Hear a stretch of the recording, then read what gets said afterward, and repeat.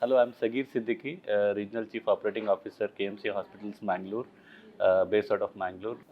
Setting up a lab along with Sudhindra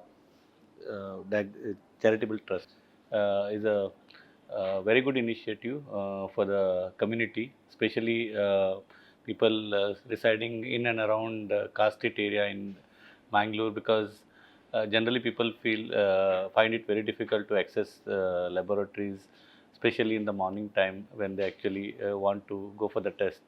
So the idea is to actually provide all the facilities very near to their resident, or wherever they can easily access it.